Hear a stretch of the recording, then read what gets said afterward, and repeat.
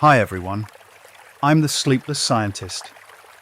Tonight we're drifting into a question that shadows every second of our lives, even though we almost never notice it.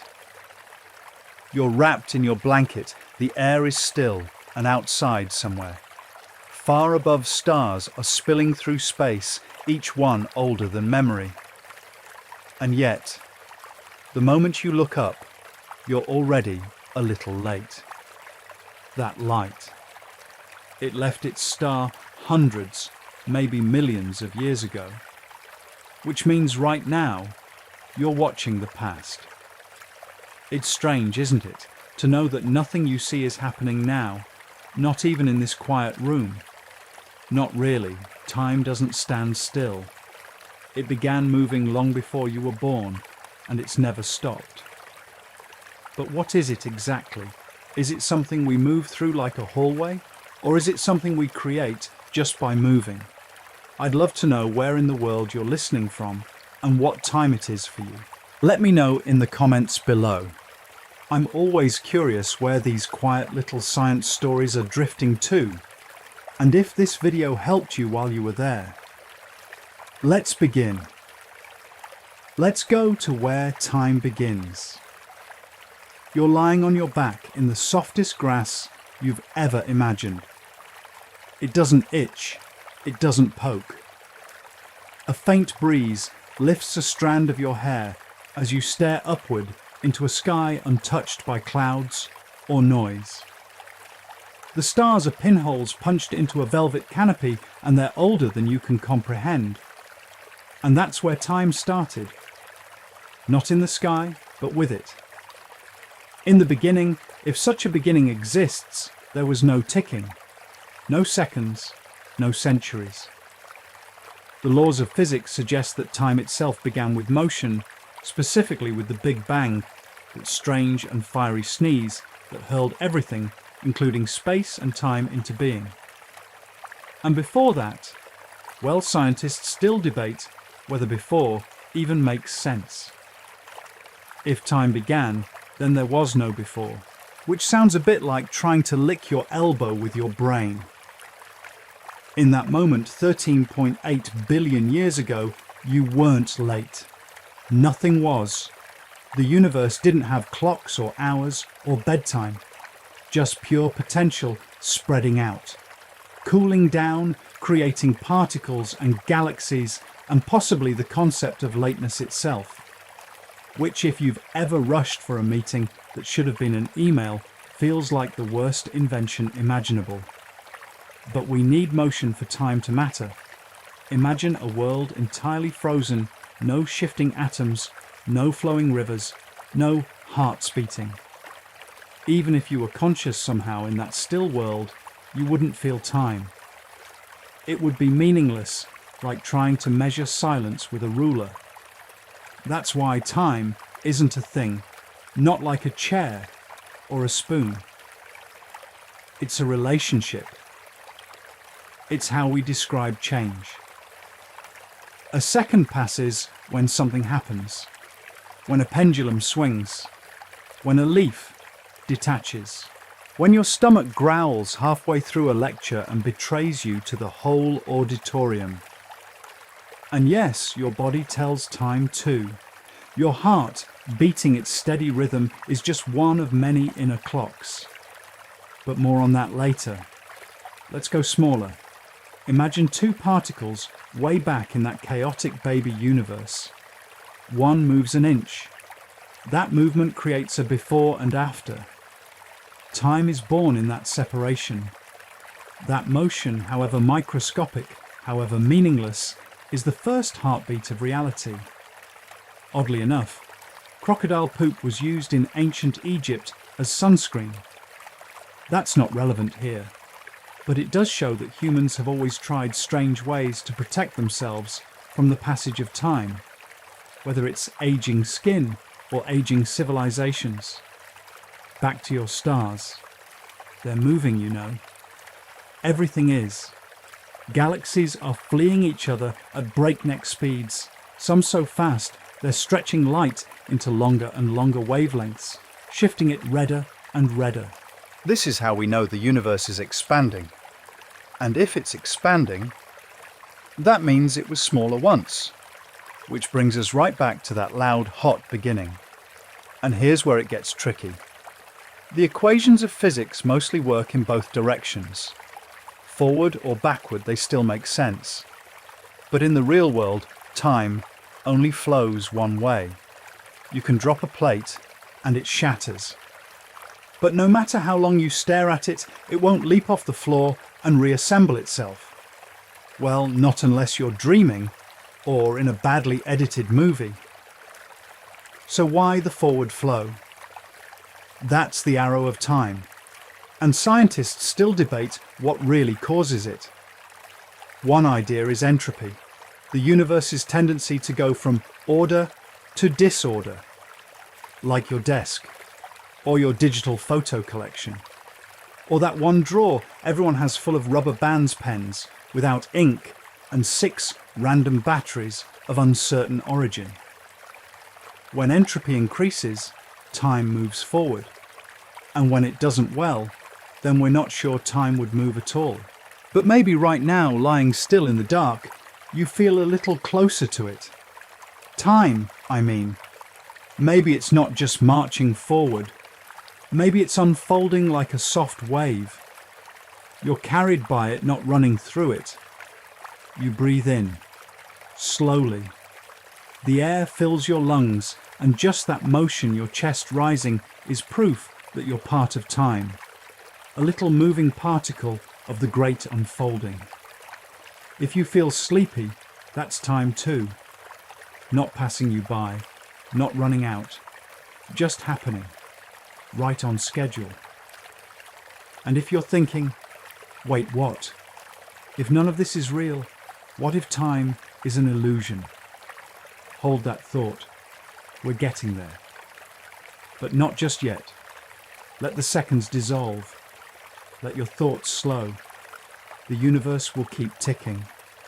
And you're part of that rhythm now. You shift slightly under the covers, just enough to feel the fabric move across your skin. The room is still, and yet something ancient stirs in your imagination. A flicker of firelight in a cave. A sundial, casting its first shadow, a worn bell, echoing across a medieval village. Before atomic clocks and microwave pulses, before quartz vibrations and digital countdowns, there were people watching the sun, watching the stars, watching each other, and maybe watching goats. Because long before we could measure time, we still needed to know when to milk the goat. This is the world of clocks before clocks, and you're walking barefoot through it. Soft dust underfoot. Not because you forgot your shoes, but because time back then wasn't about rushing. You see, humans have always felt the tick of time. We've just used different tools to feel it. The first clocks were the sky and the body. You wake with the light. You sleep when it fades. You plant after the last frost. You harvest when the shadows stretch long. And when you forget what comes next, you ask an elder who remembers. Ancient people carved calendars into bones. They tracked moon phases to count nights. Some prehistoric marks on mammoth tusks may even be lunar time charts, basically the first to-do lists with terrible formatting. Later came the sundial. Imagine standing in the middle of a plaza, casting your own time onto the ground like a lizardy shadow puppet. Not ideal on cloudy days, or if you were unlucky enough to be an ancient vampire. Sundials gave way to water clocks, clepsydras. These were elegant, leaky bowls, or tanks that dripped at a semi-regular pace. Were they accurate? Not exactly, but they were consistent, as long as nobody knocked them over, or let the dog drink from them, which happened more often than you'd think. Dogs do not respect science. China, Egypt, Babylon all had some version of these devices. And then came the candle clocks, where time burned away like scented wax in your bathroom. One Japanese clock even used incense sticks to mark hours, blending smell with schedule. If your day smells like cedarwood, it's probably mid-afternoon.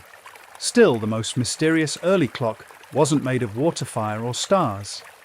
It was you, your body. Your stomach grumbles every few hours like an angry office co-worker. Your eyes know when it's day. Your blood pressure dips after midnight. Even without watches, you're quite literally a walking timetable. In fact, there are tribes like the Amandawa of the Amazon who didn't traditionally have a concept of time as an abstract noun. No birthdays, no calendar years. They measured time by life events when the fish were plenty or after my sister gave birth. That's a kind of time too, one rooted in meaning, not math. But if you're wondering what early people did when they needed to coordinate, say, to gather for a feast or flee from something toothy, here's a strange fact. Some medieval towns used cats. Yes, cats. Not as clocks exactly, but as time indicators. Monasteries often ran on strict hourly prayers, and monks sometimes used the behaviors of animals to predict time. If the cat stretched and walked toward the food pile, it was probably time for vespers, or dinner, or both. Now, in between prayer bells and sun shadows, mechanical clocks eventually entered the scene, first in towers.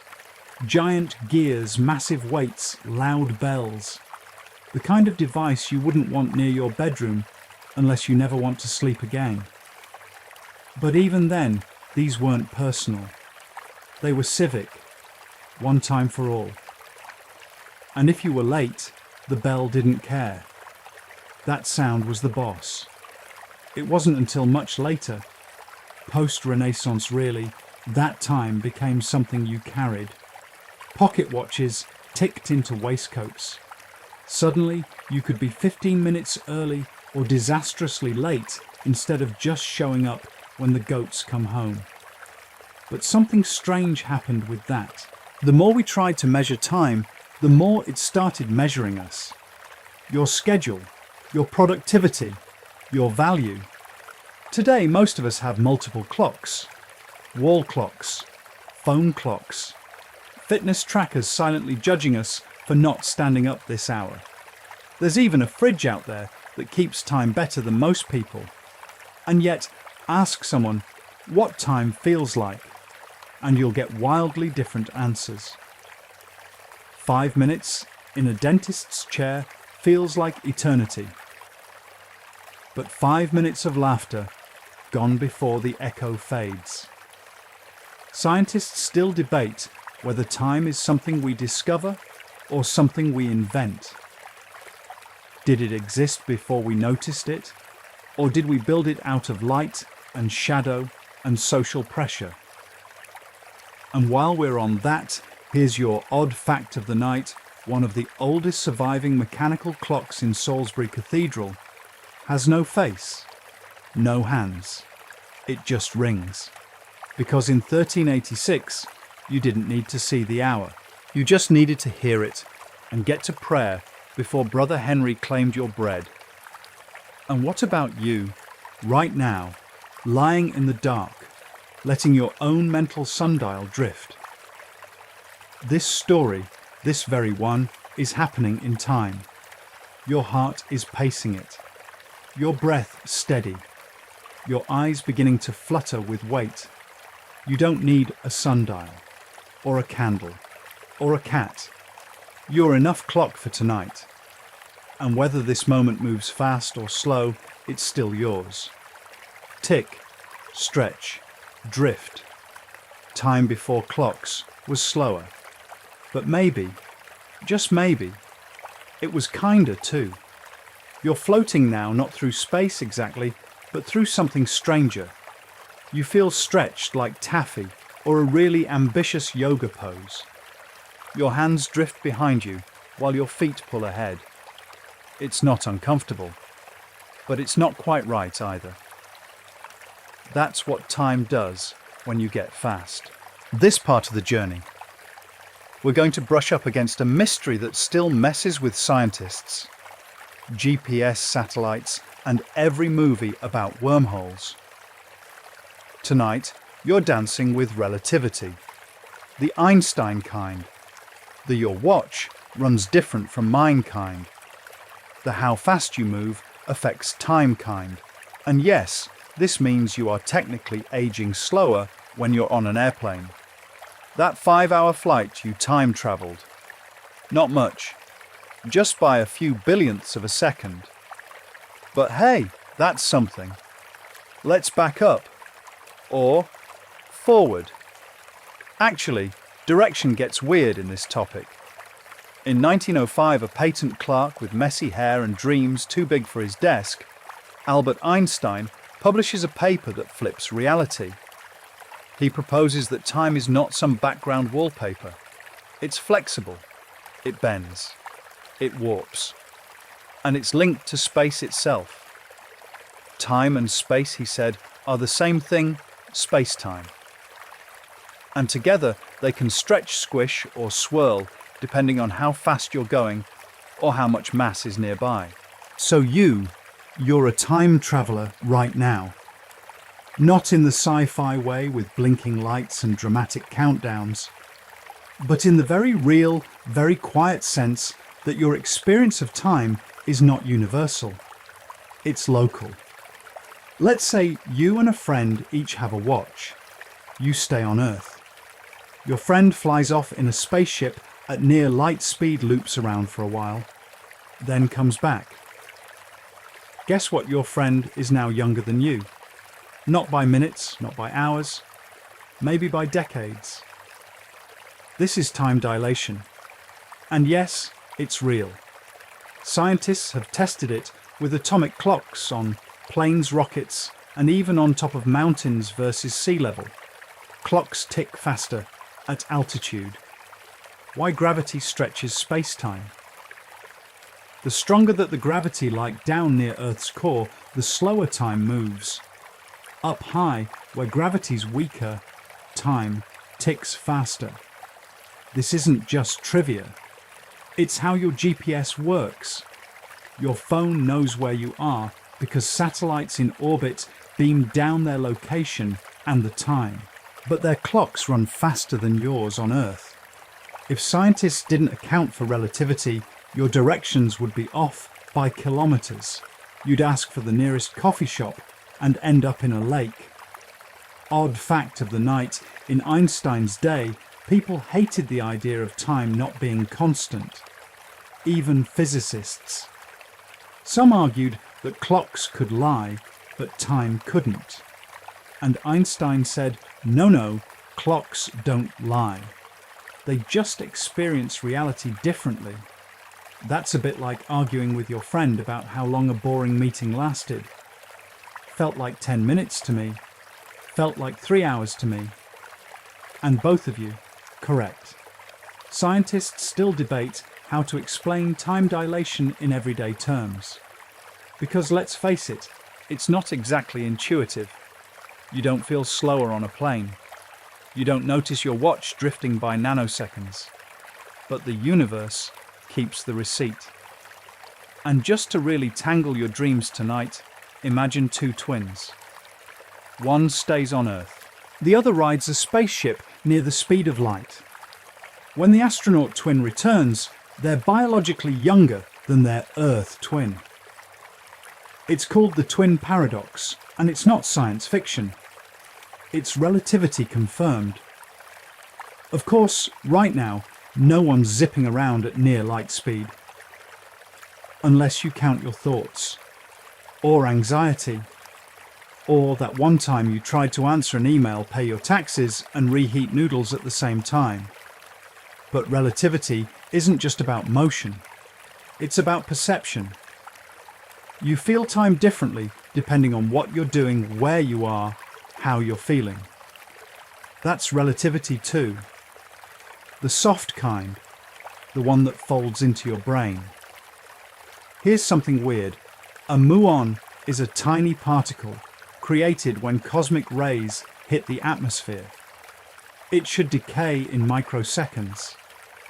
And yet, many of them reach Earth's surface. Why? Because they're moving fast enough that their time is dilated. From our perspective, they live longer. From their perspective, the journey was shorter. So, yes, you could argue that a speck of matter is getting more vacation time than you. Science is unfair sometimes. Back to your breath. It moves in and out, slow and even. And with each rise and fall of your chest, you're not just relaxing, you're participating in the unfolding of space-time. You're inside it, held by it, like a leaf floating on a river that curves more than you thought possible. Right now, time is moving at one speed for you. But if you got up, ran, climbed a mountain, or took a very impractical rocket ride, you'd shift it. Tiny shifts, but real ones. That means time isn't a ruler. It's a fabric, a river, a flexible spaghetti noodle that we all wiggle through differently. So, yes, time bends. Your eyelids do too. A little heavier now. Let yourself stretch through the seconds. Let them stretch back. There's no rush.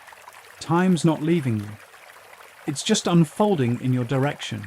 And tonight, you get to drift with it.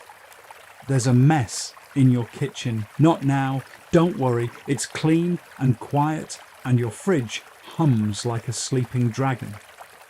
But imagine one dropped egg. Splat. Yolk and white pooling on the floor, a gooey starburst of chaos. That right there is time's favorite trick, the one-way street. You see, time doesn't rewind. That egg doesn't leap off the floor and land neatly back in your hand. You don't undrop things. You don't unsay things. Time flows in one direction. And tonight you're going to float along the arrow of time and try to understand why it doesn't ever turn back. You shuffle forward in your thoughts, lying still. The tick of time is gentle now, but you can feel it. In the way your day fades, in the slow roll of tiredness creeping into your spine. Forward, always forward. And that's weird, because as we touched on earlier, most of the equations of physics, they don't care about direction.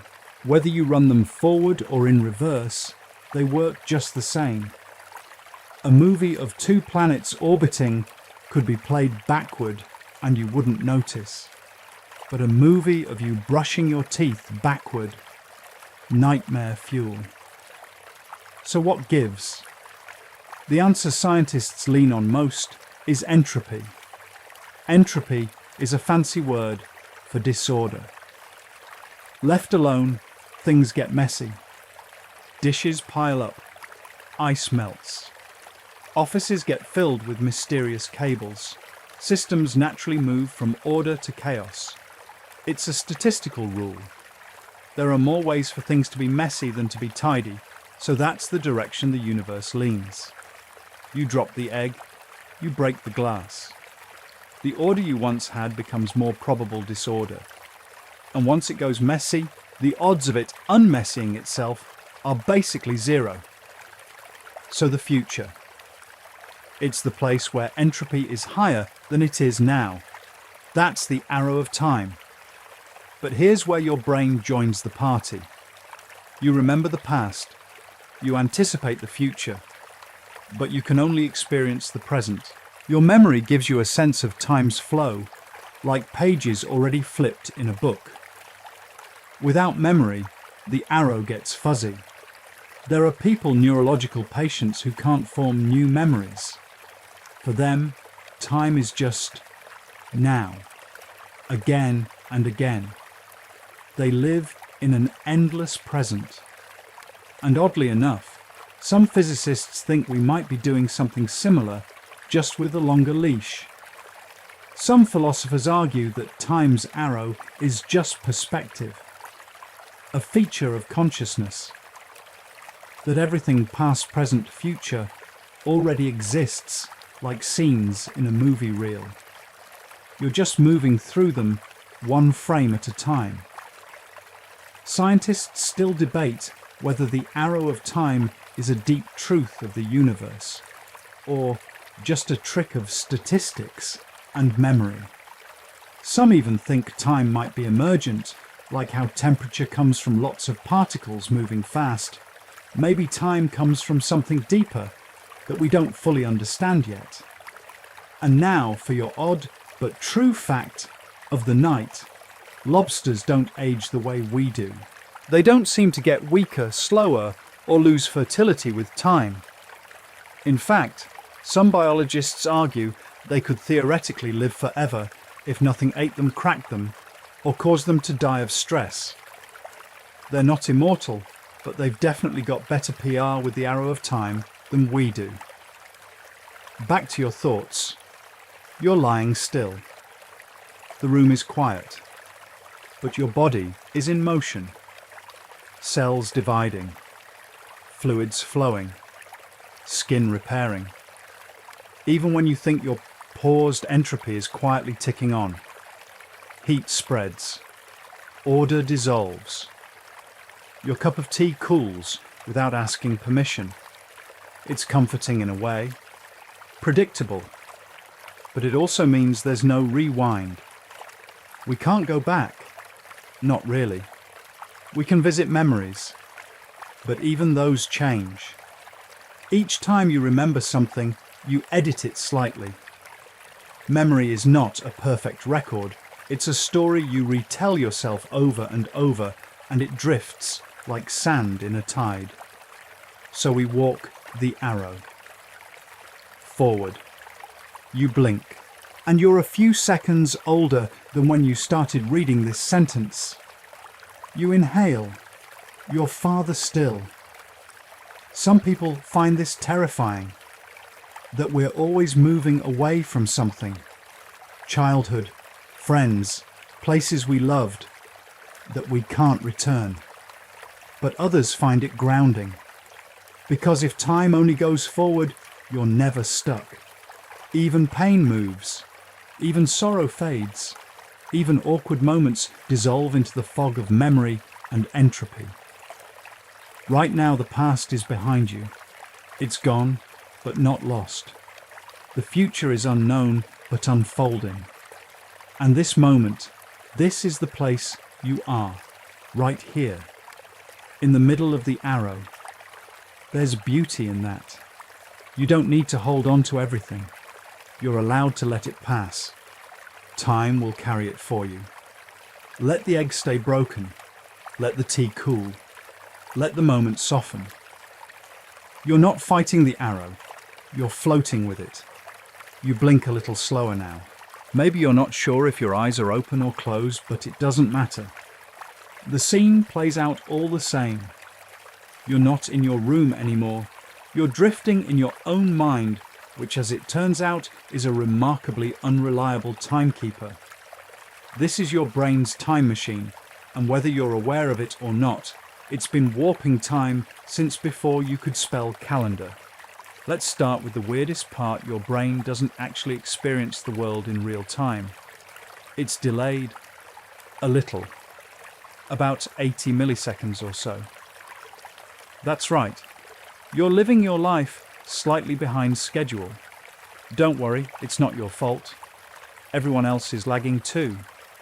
You're part of a species that edits reality on the fly. Your brain waits just long enough to gather information from your senses, sight, sound, touch, and then it packages all that into a smooth, polished version of now. So technically, your present is a well-edited illusion playing on a half-second tape delay. You've probably noticed it when you hear your own voice echo through a video call or when thunder follows lightning. But it's more than that. Your brain constantly smooths out blips, lags, and glitches so the world feels seamless. Because if it didn't, you'd trip on every stair and spill every drink. And here's the kicker. This delay benefits you. It gives your brain time to assemble a cohesive picture. Otherwise, your senses would be screaming over each other like toddlers with megaphones. Still, scientists still debate what now even means.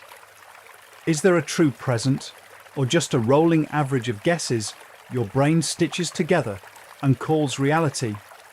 Take this: if you touch your toe and your nose at the same time, it feels simultaneous. But it's not. Nerve signals from your toe travel longer distances than those from your nose. Your brain cheats and delays the nose signal so everything lines up. That's right, your brain is actively fudging the numbers for your convenience.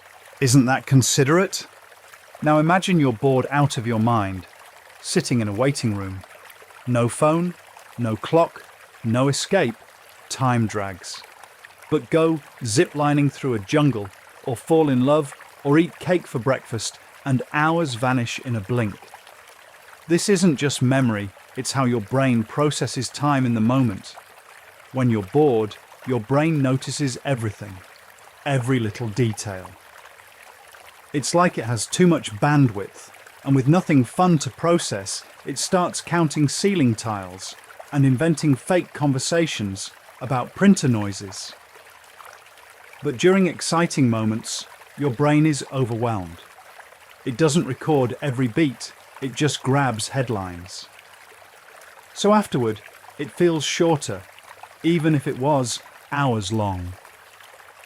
Odd fact break. In 2007, a team of researchers dropped people from a 150-foot tower safely with nets and science to test if time really slows down during fear. They found that while people thought time slowed, their perception wasn't actually faster, they just remembered the fall with much more detail. Your brain turns up the recording quality when it thinks you're about to die. Nice, right? That's the same trick behind traumatic memories, and heartbreak, and high school. The more emotionally intense a moment, the more vivid it becomes. Your brain throws extra glitter at it, both in the moment and during recall. So if time feels warped lately, it might not be the clocks. It might be you. Sleep also plays games with your inner clock. Ever wake up from a nap, unsure what year it is? That's because your internal timekeeping is based on a mix of cues, light sound hormones, and sleep scrambles, all of them. Dreams run on weird time. You fall asleep for 10 minutes and dream a saga. Some neurologists believe that your sense of time while dreaming is created by the same circuits involved in planning memory and emotion, which is why dreams can feel epically long or impossibly fast, and why they often include someone you haven't spoken to since 2006 for no apparent reason. Another twist: certain brain injuries or conditions like schizophrenia can cause people to experience time in profoundly different ways. Seconds stretch, days collapse. Some patients report feeling unstuck, living in a world where events aren't anchored. Just imagine reading a book where all the pages fell out and someone taped them back in the wrong order, and still your brain tries to make sense of it. To build a timeline, even when the timeline lies. Because the brain doesn't want raw data, it wants stories. That's what time is for your mind, a story structure, with a beginning, middle, and end, even if those don't arrive in the right order. Sometimes people recovering from trauma will tell their stories differently over time. They reorder events, emphasize different details. That's not dishonesty. That's the brain reshuffling its own narrative. A kind of healing, a way to regain control over time that once felt out of control.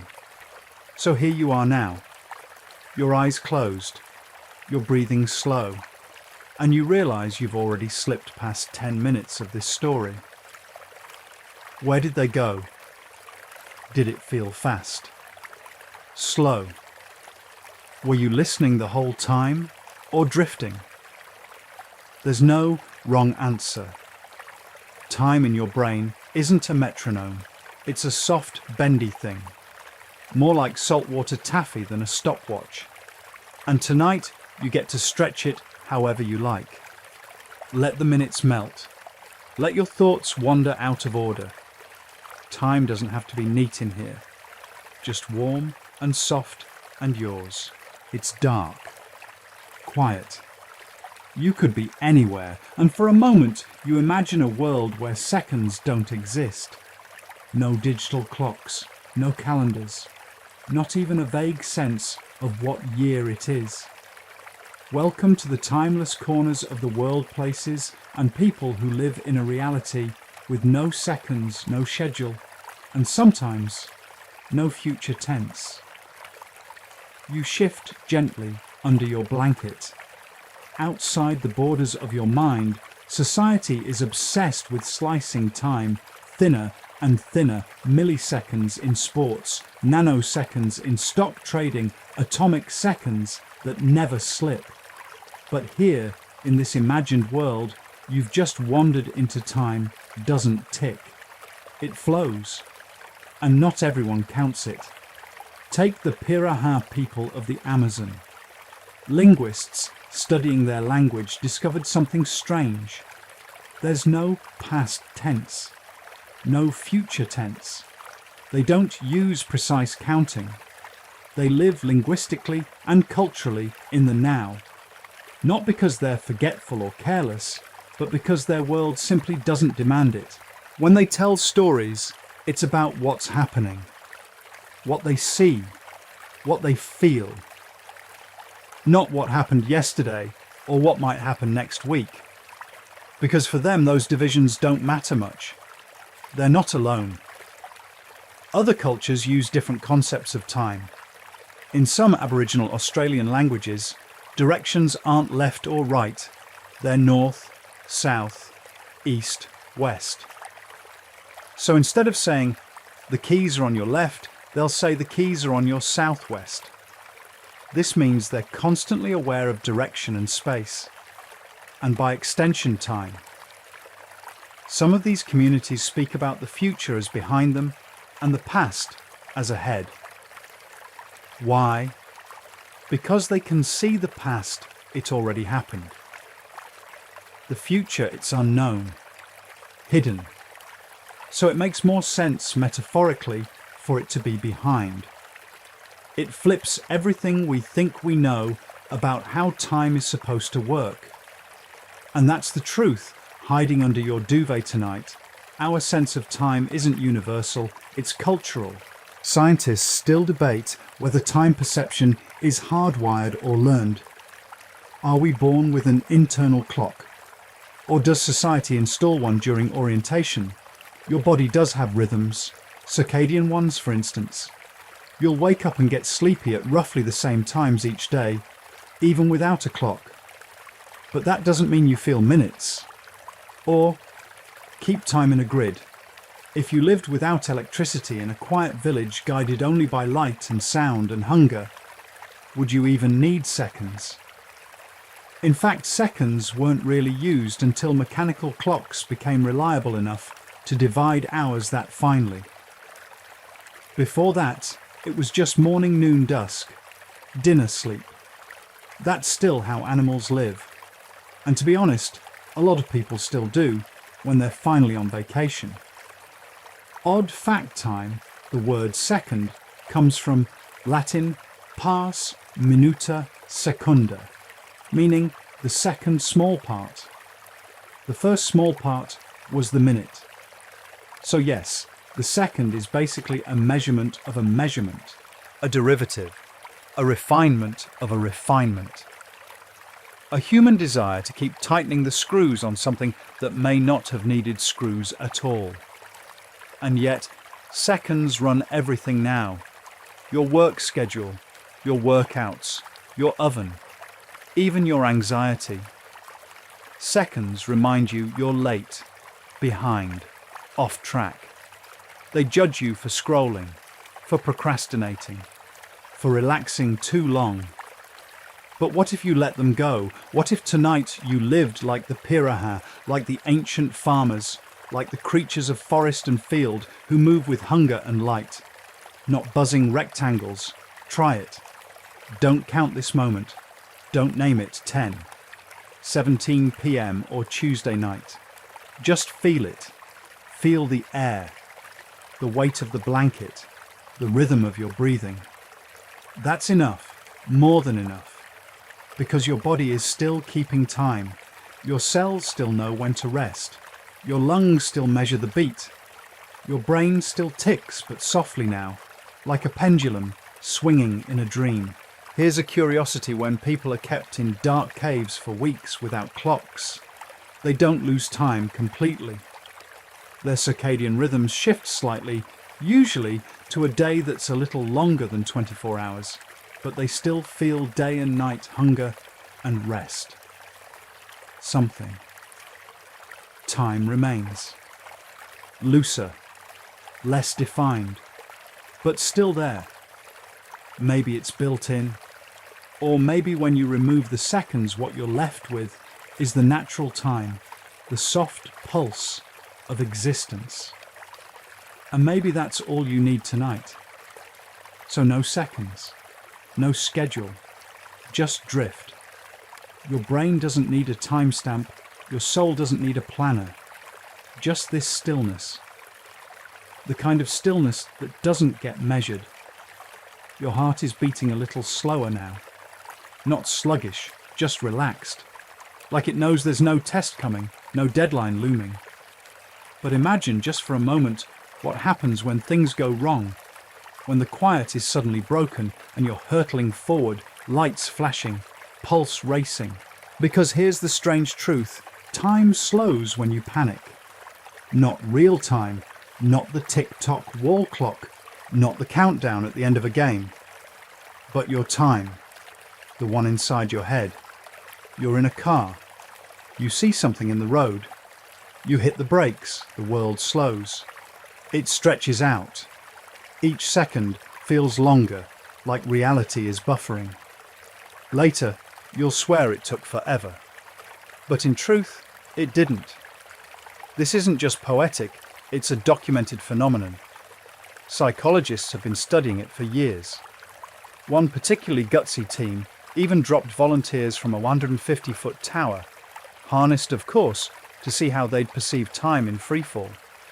That's some resume builder. Hi, I volunteer for experimental falling.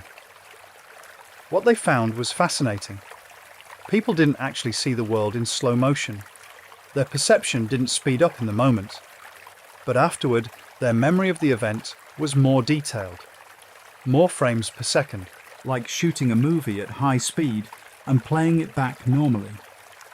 So while the fall was over in 2 seconds, it felt longer in hindsight because the brain was working overtime, capturing everything. This suggests your brain becomes a high-speed recorder in moments of fear. Evolution at its sneakiest. Your ancestors survived not because they were the strongest, but because when a bear burst from the bushes, they got a slow-mo highlight reel of which tree to climb.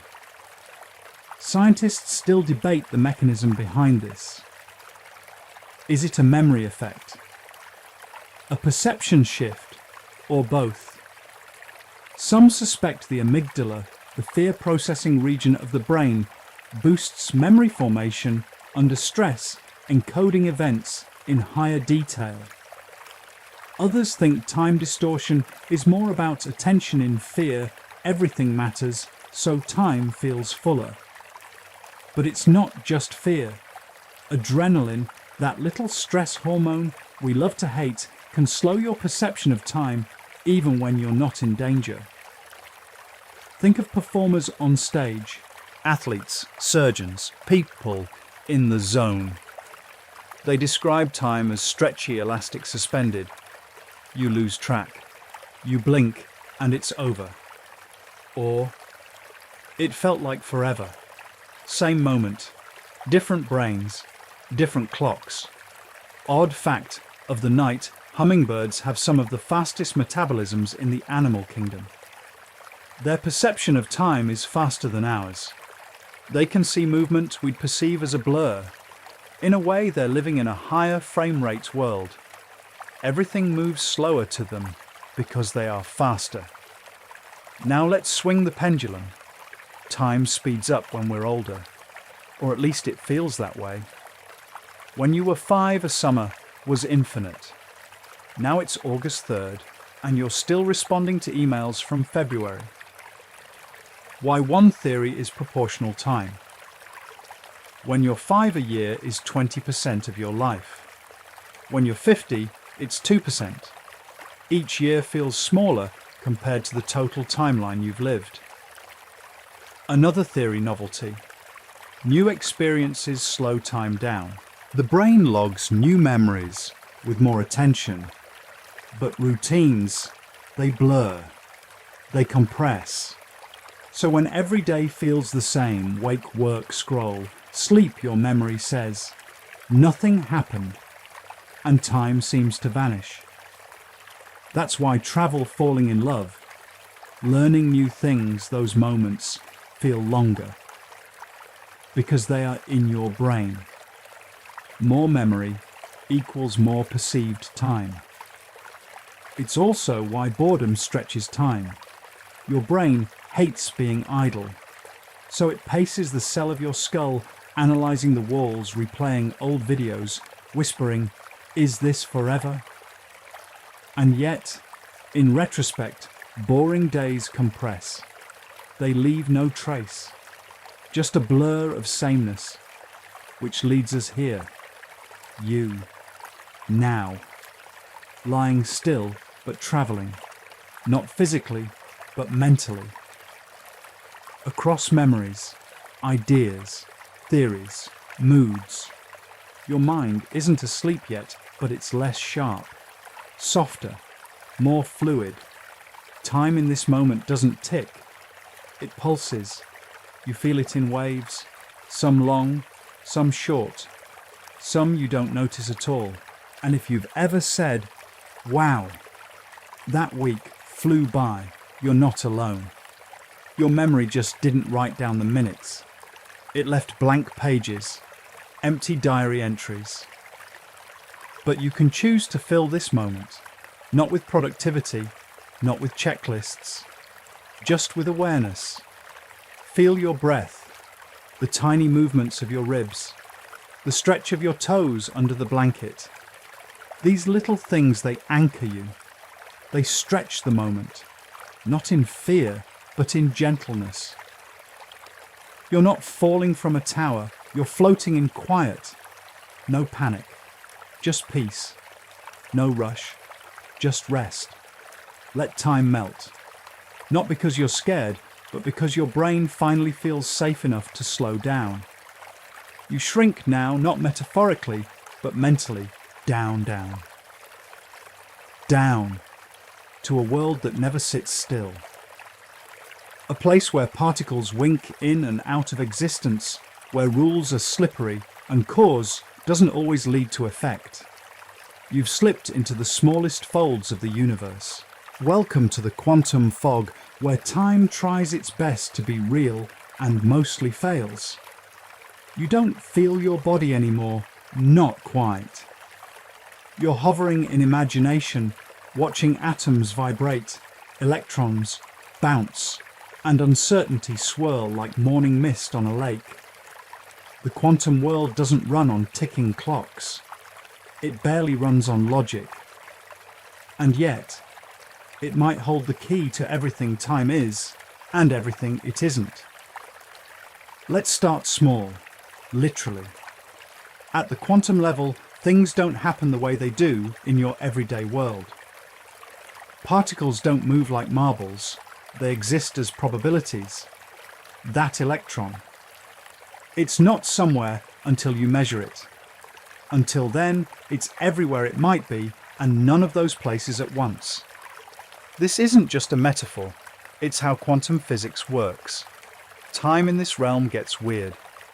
In some interpretations of quantum mechanics, like the famous Copenhagen interpretation, events only become real when observed. Meaning, before you look, a particle's behavior is fuzzy, undefined. But the moment you look, snap.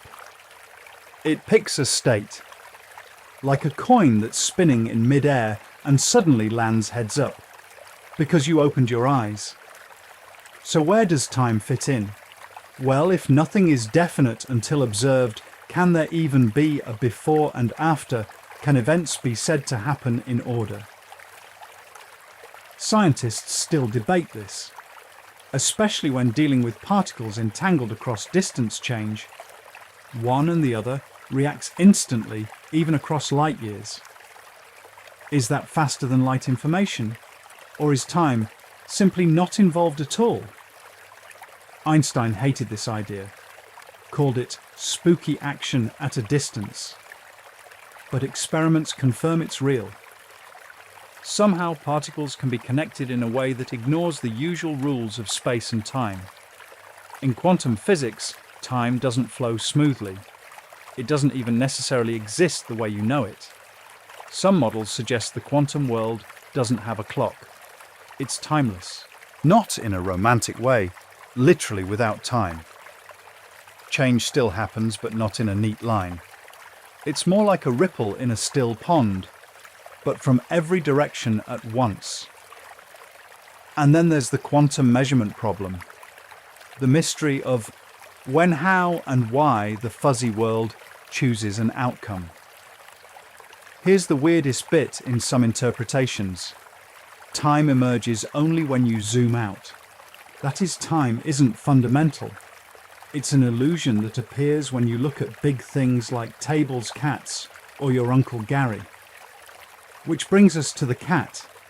You've probably heard of Schrödinger's cat, a thought experiment.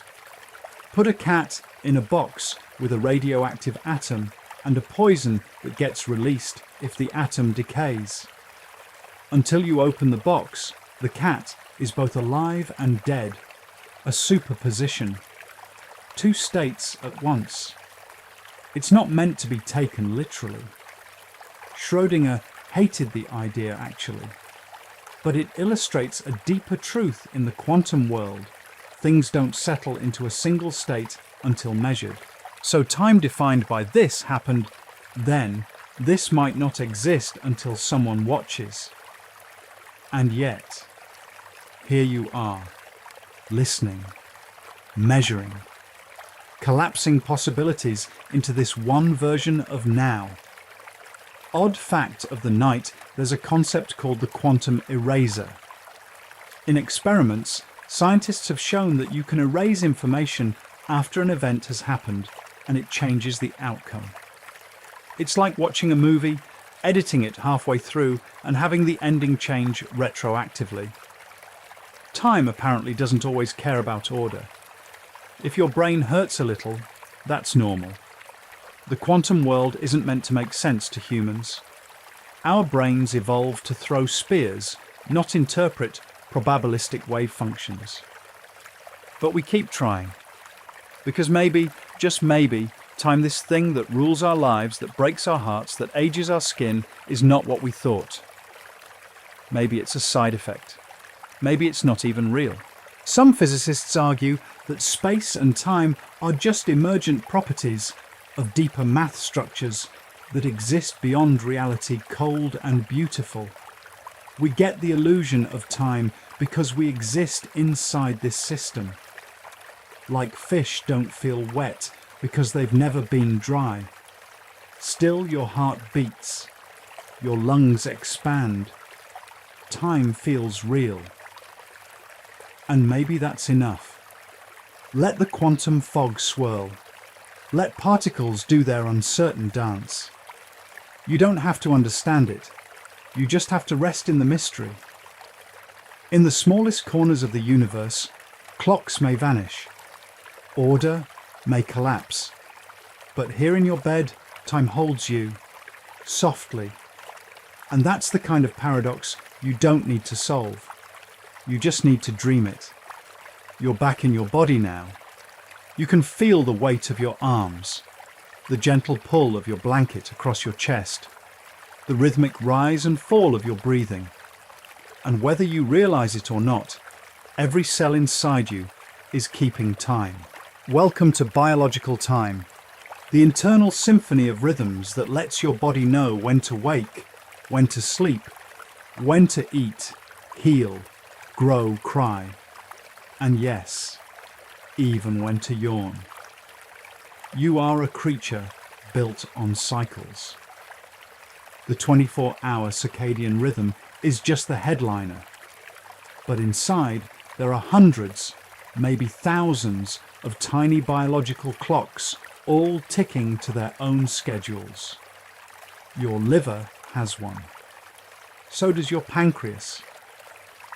Even your skin has a sense of timing, which might explain why your worst itches always happen at 11:42 p.m. This system is called the chronobiome, and it runs your life more than your alarm clock ever will. Right now in the dark, your melatonin levels are rising. That's the sleepy hormone. Your body makes more of it when your eyes stop seeing light. It tells your brain, let's wind down, which is exactly what you're doing, even if part of you is still listening. But what happens when you take away all external clues? Scientists once placed volunteers in underground bunkers for weeks with no sunlight, no clocks, and no Netflix. Just artificial light books and endless time. And what did they find? The human body doesn't lose its rhythm. It just shifts. Most people's internal days stretch to about 24.2 hours. Not a big deal, but enough that over time their sleep/wake cycles drifted noticeably. Noon became 1 p.m., became 2 p.m., and so on. That suggests your inner clock isn't perfectly synced with the Earth's spin. It needs sunlight to recalibrate each day. In other words, your biology is a little late to everything, unless the sun nudges it. Odd fact break corals time their mass spawning events to the minute based on moonlight and temperature.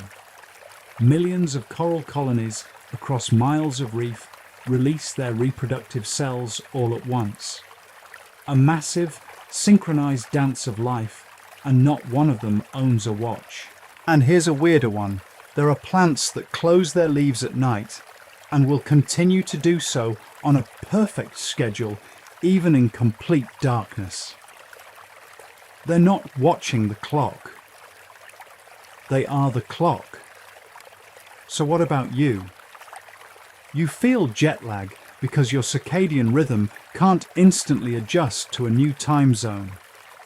It lags, like trying to reset a very sleepy orchestra. That's why travel makes you feel foggy. Your internal clocks are arguing over which hour it is. Even your memory depends on time. The hippocampus, the brain's memory manager, tags experiences with timestamps giving them context. Lose that, and memories feel disconnected, floaty, like dreams. And your stomach. It's a scheduling freak. It anticipates meals based on previous timing. That's why skipping lunch can make you feel irrationally betrayed. Your body temperature also follows a rhythm. It drops slightly at night to help you sleep. That's why cool rooms feel so cozy, and why warm baths before bed actually help you fall asleep faster. Your body cools down rapidly after the bath, which triggers sleepiness. You are biologically a creature of the clock. But that doesn't mean you're stuck to one. Because here's the thing, your rhythms can adapt. Shift work, parenting, illness, even grief. Your system flexes, it bends, and over time it relearns how to tick. Scientists still debate how deeply these rhythms are wired. Are they shaped by evolution, or can we rewrite them with technology. Screens, artificial lights, 24/7 schedules, they've all blurred the old cues. And our bodies are still catching up. Ever notice how scrolling through your phone at night keeps you up? That's because blue light blocks melatonin. It tricks your brain into thinking it's daytime, even though your eyelids are begging to close. So tonight, you're doing something radical. You're unplugging. You're lying still. You're letting your inner clocks hum in harmony. No alarms, no deadlines. Just breath, just pulse, just sleepiness. Maybe that's what time really is, not a line, but a rhythm. Not a countdown, but a song. One you were born humming. Let it play. Let your body follow it. Let all the tiny clocks inside you tick together just for now. Not on schedule, but in sync. Your eyes are closed, or almost. The world is a little blurry now, like it's been softened with a layer of mist. Sounds feel farther away, thoughts slow. And somewhere behind that quiet, a question surfaces simple, but strangely hard to answer. Where is now? It seems obvious at first. Now is this second right here, where your body lies and your brain hums gently in the dark. But when you reach for it, really try to catch the present, it slips. Because by the time you notice the moment, it's already gone. Tonight, we're going to sit with this slipperiness, the illusion of the present and how your brain builds it from shadows. You might think you live in real time, that your senses give you a live feed of the world like a security camera. But they don't. Everything you experience is delayed.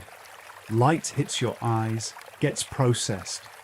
Sound waves reach your ears, get translated.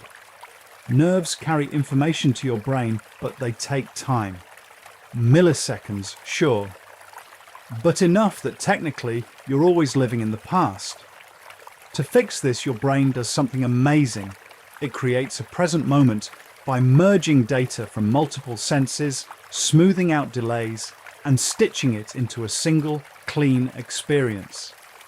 This mental now lasts about 2 to 3 seconds. That's your brain's version of the present.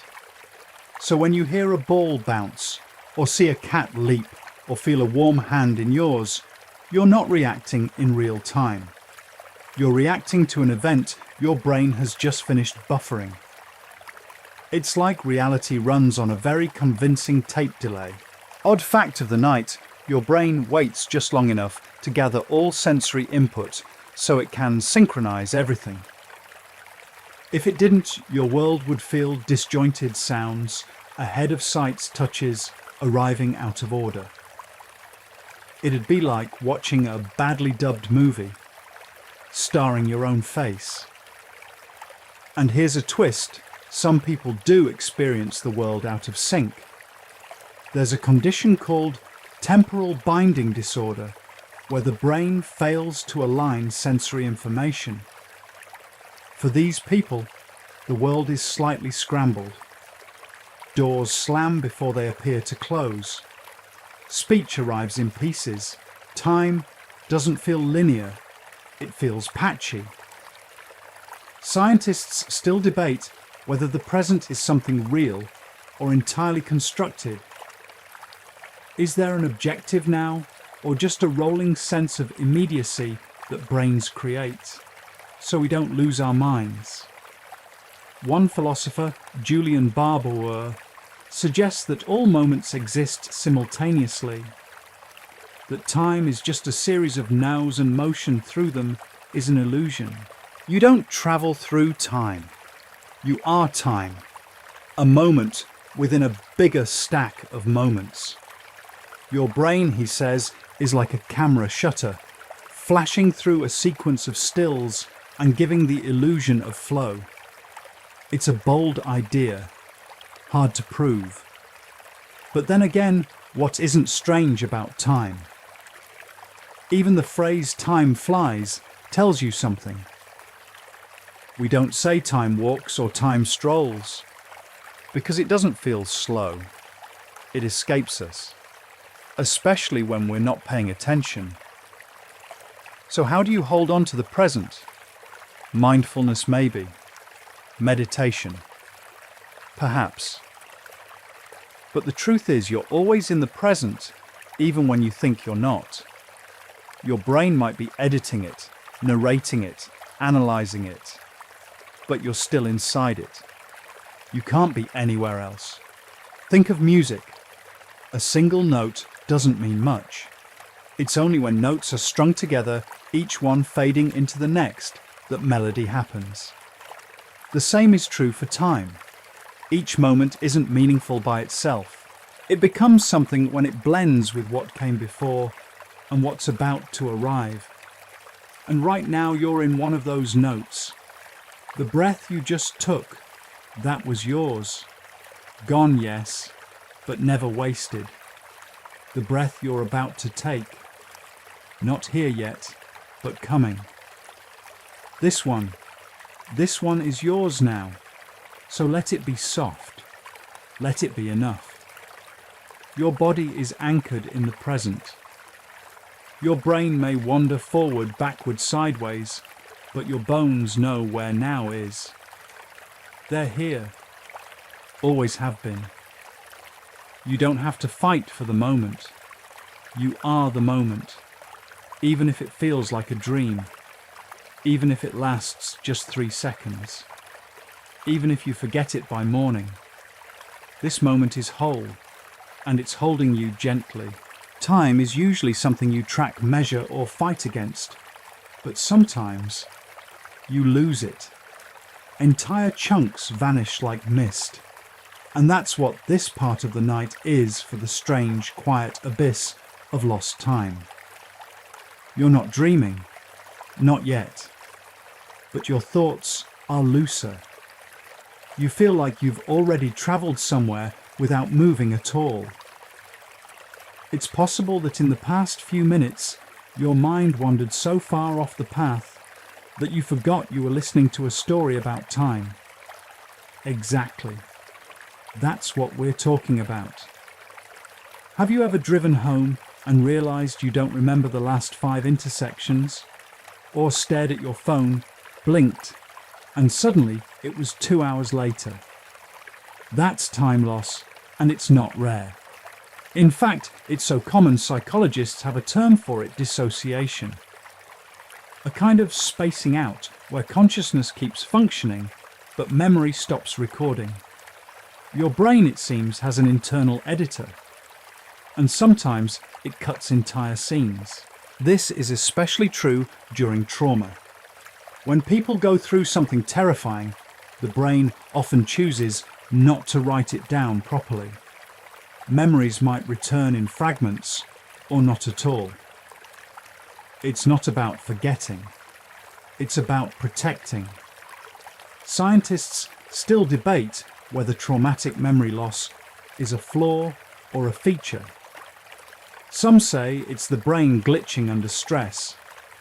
Others believe it's a survival tactic, a way to keep functioning when remembering would be too much.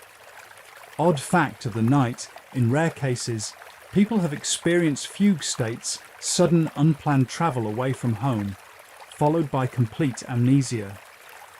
A person might wake up days or weeks later in another town with no memory of how they got there. It's like the mind throws a smoke bomb and slips out the back door. But it's not always so dramatic.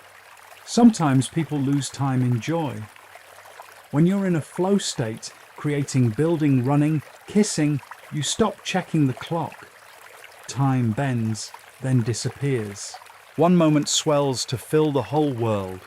Hours pass, and you swear it was minutes. Falling in love does this. So does grief. So does being 11 years old, running under a sprinkler, convinced summer will last forever. Time, it turns out, is less like a straight road and more like a tide. Sometimes it pulls you under, sometimes it carries you far, and sometimes it leaves you stranded for a while. There are moments, especially during big change, where days blur. After a loss, after a move, after a birth, after a breakup. People say that whole year is a fog, not because they weren't living it, but because their brain never hit save. And yet, sometimes even the lost time leaves shadows. A certain song, a smell, the way light falls through blinds, and suddenly you're back. Not fully, just enough to remind you something happened.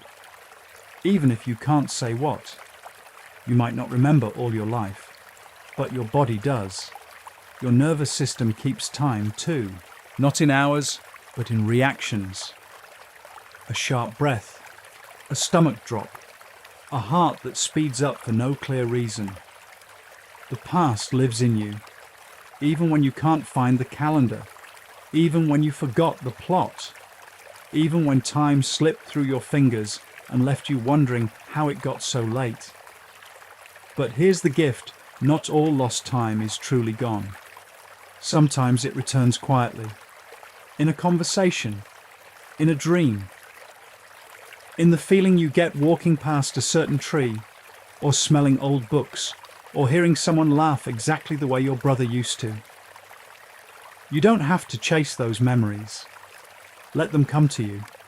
Let them wander in like old friends who know the way without needing directions.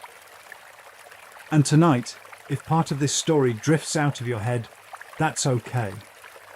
You're not here to memorize.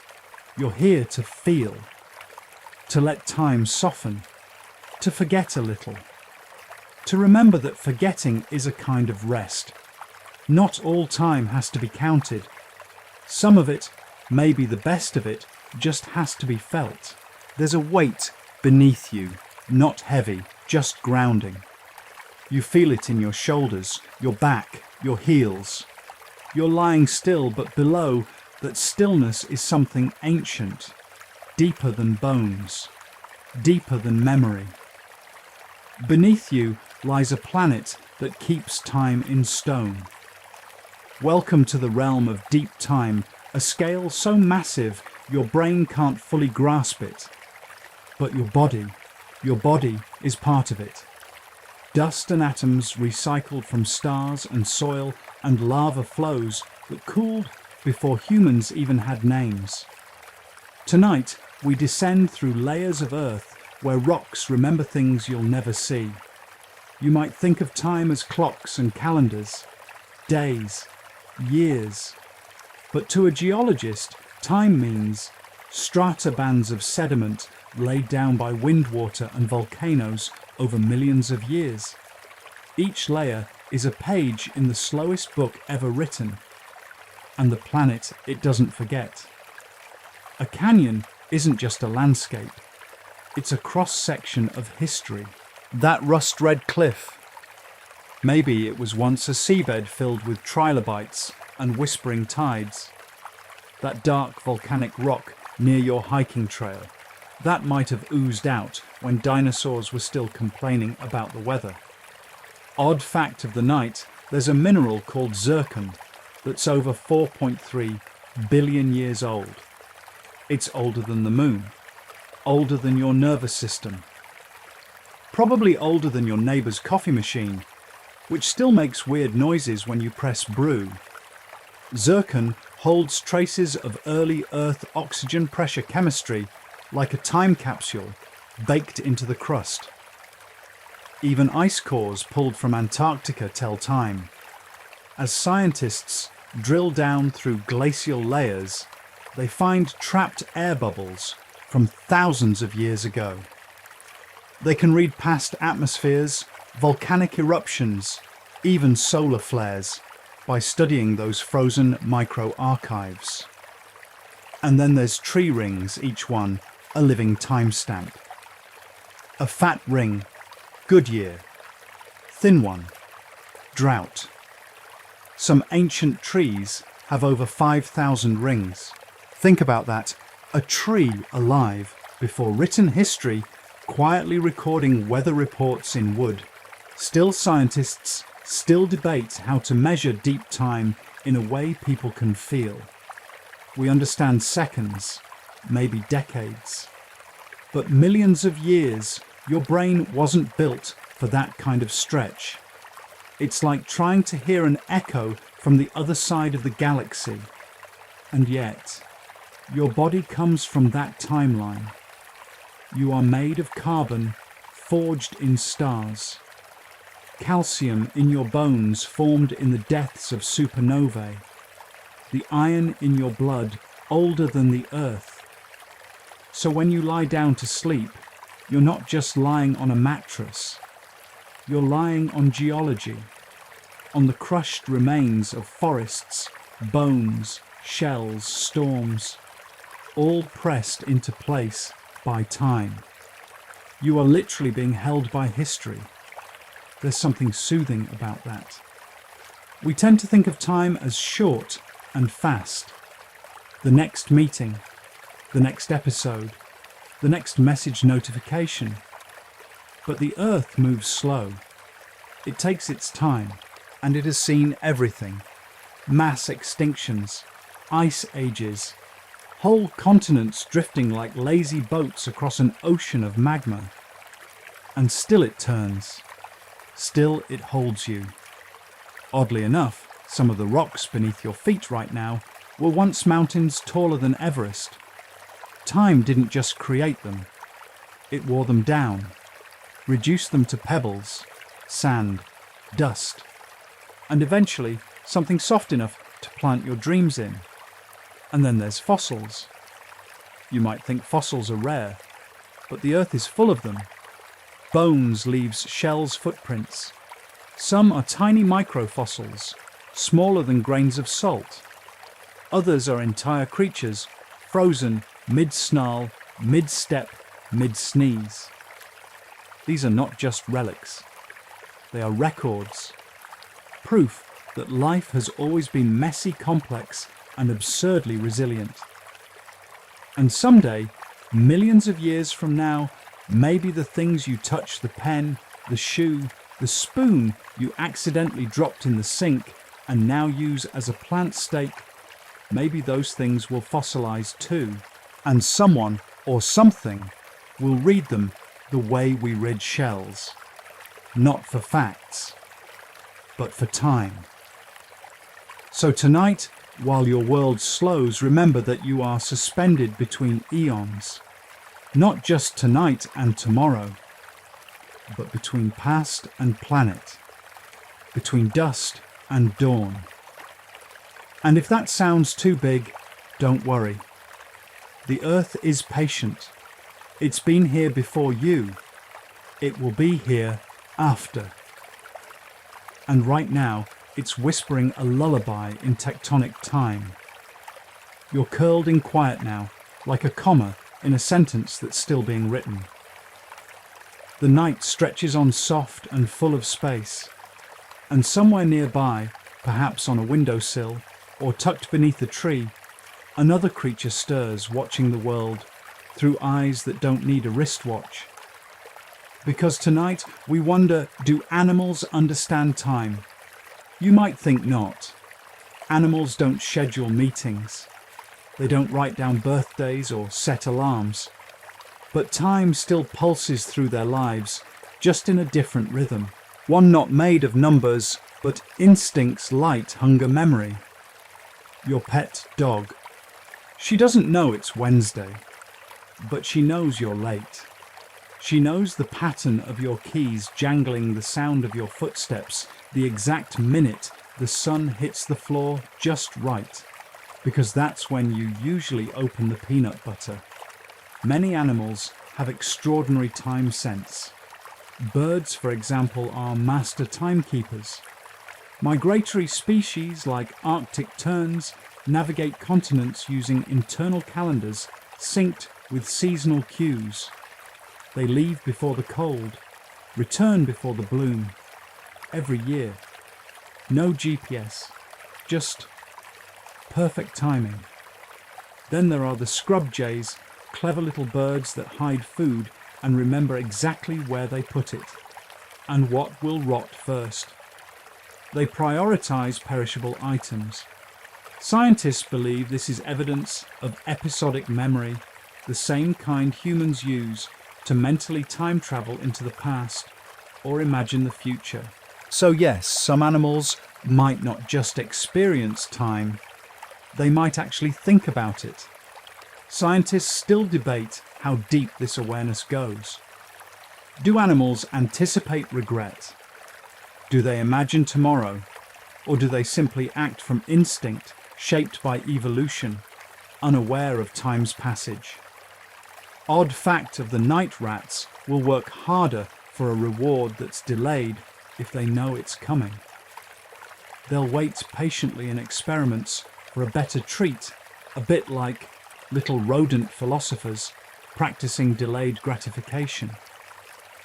And then there are elephants who seem to mourn their dead, returning to old bones, touching them with their trunks, standing in silence. That's not just memory. It could be grief. It could be something close to remembrance. Some whales sing the same songs for years, evolving them slowly, phrase by phrase. Not random noise, not mechanical instinct, but something like musical storytelling that passes across time and generations. Even bees can be trained to associate rewards with specific times of day. You read that right, bees. Insect-sized alarm clocks with wings. And you share this planet with all of them. With creatures who feel the shift of seasons, the weight of waiting, the rhythm of change. So maybe time isn't a human concept after all. Maybe it's something alive. Something all living things sense in their own way. A fox hunting in the snow feels the minutes stretch as it waits for the perfect leap. A squirrel burying nuts is betting on the future. A sea turtle crawling toward the ocean is racing against the sun. Even plants know time. Flowers open at dawn, close at dusk. Venus flytraps measure milliseconds between touches before snapping shut, ensuring the trigger wasn't just a false alarm. You live in a symphony of living clocks. Some tick fast, some slow, but all are keeping time in ways no digital device could match. And if you've ever watched a cat stare out a window for hours unmoving, you might have wondered, do they experience boredom? Or are they meditating, living so deeply in the present that time becomes irrelevant? That's a question for another night. What matters now is, this time is not yours alone. You share it with feathers and fur, with gills, and wings, with paws and roots. And they share it with you, not through words or clocks, but through presence. A horse knows when the barn lights dim, it's time to rest. A dog knows when you sigh, it's time to comfort. An owl knows when the world falls quiet, it's time to begin. Maybe they know something we don't. Maybe they don't worry about time. They just follow it, listen to it, move with it. And maybe that's what you're doing now. You're not counting hours, you're not planning, you're just here, breathing, sharing this moment with every creature great and small that's ever waited for morning. Let that be enough. Let this be your instinct, to be still, to soften, to rest, and let time take care of itself. You drift now deeper than before, as if the silence around you has thickened into something tangible. Thought is slow, breath is shallow, and somewhere a whisper stirs. What if time isn't real? It's not a joke, not even a brain teaser. This is a question that has haunted physicists and philosophers alike for centuries. What if all the ticking, all the calendars, all the pasts and futures you've lived through are illusions? What if time is just a trick? Let's be clear, this isn't some wild internet theory. It's a serious idea explored in academic journals, research labs, and chalk-dusted seminar rooms where scientists drink too much coffee and question the universe. Because the math doesn't always need time. In some versions of quantum gravity, the kind that try to unite Einstein's relativity with quantum mechanics, time drops out of the equations. It's just not there. Everything still happens, sort of, but not in a line, not in a flow, more like a map than a movie.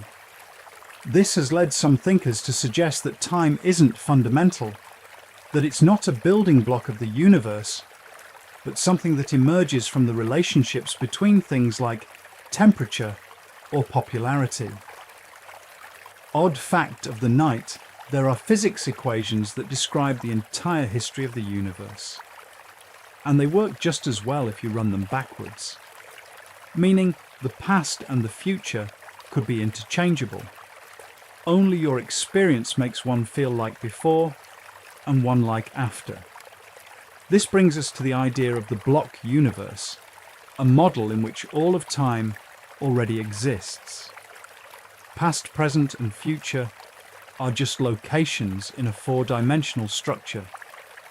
You're not moving through time. You're moving through a landscape. And what feels like change is just your perspective sliding along the surface. In this view, every moment that's ever happened or ever will still exists. The day you were born, your first heartbreak, that weird Wednesday where everything went wrong for no reason, all still out there, not gone, not erased, just sitting quietly in their own coordinates. It's comforting in a way. You've never lost anything to time. It's all still there, somewhere in the fabric of space-time. The laugh you shared, the hand you held, the afternoon you don't remember because it felt so ordinary, but wasn't. But if time isn't real, then what is? What are you doing right now? One answer. You're organizing change. You're stitching moments together into stories. And those stories need time. Without time, nothing can evolve. Nothing can breathe. Nothing can fall asleep to the sound of a soft voice telling strange truths. Scientists still debate how this emergent time might arise. Is it connected to entropy, to complexity, to consciousness itself?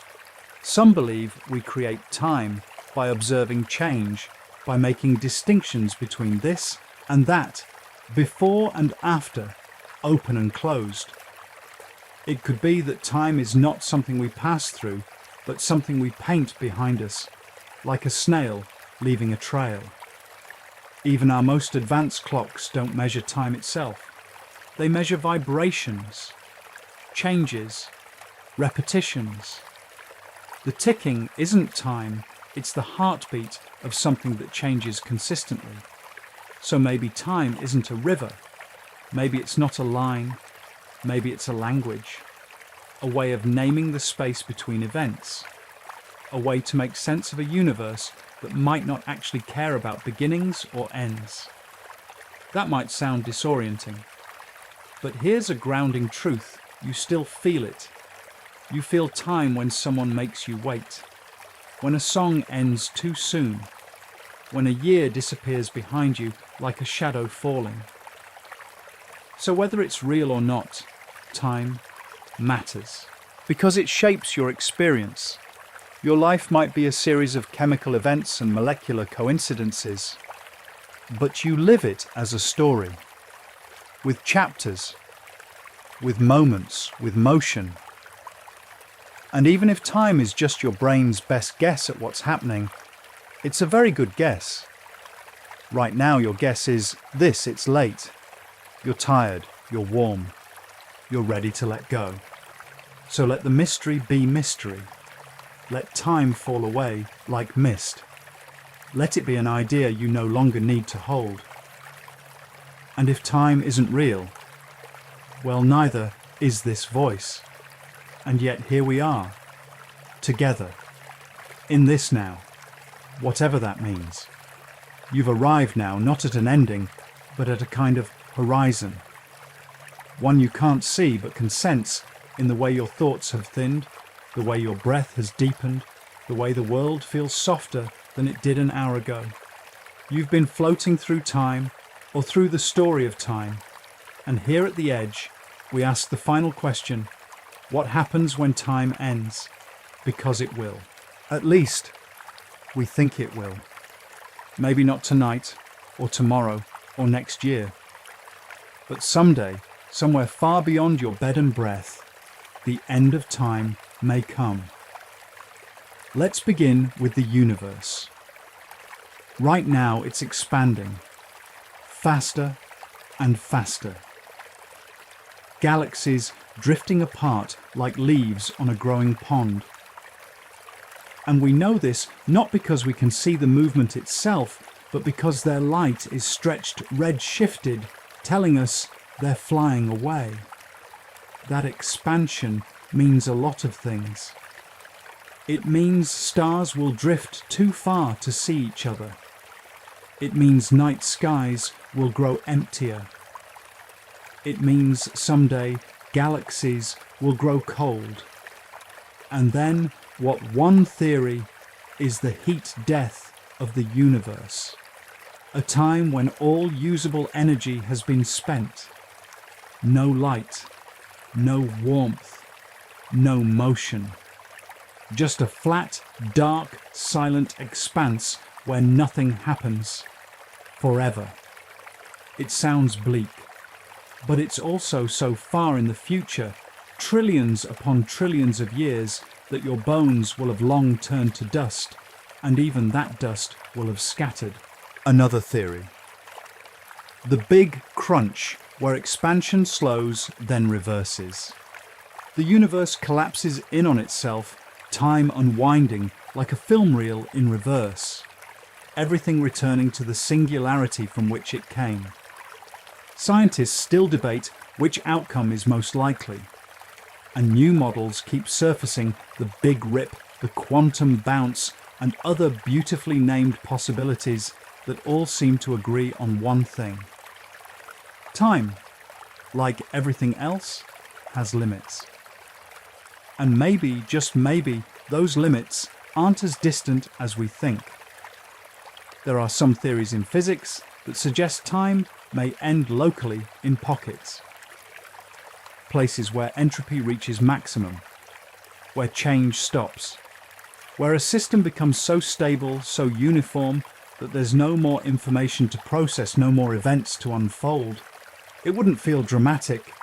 There'd be no crash or bang, just stillness, a moment that holds forever. Odd fact of the night, black holes may store time. Not just matter or light, but information. Some physicists believe the event horizon, the outer shell of a black hole, records everything that ever falls in a kind of cosmic scrapbook. Whether time exists inside a black hole is still uncertain. But if it does, it moves strangely, slower, curled, possibly frozen. And what about you? When time ends, some say your consciousness is just a byproduct of time.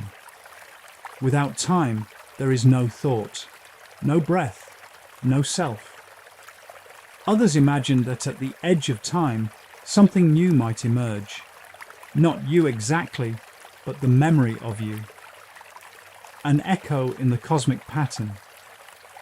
And there are poets and physicists who believe that time might not end at all, but simply transform.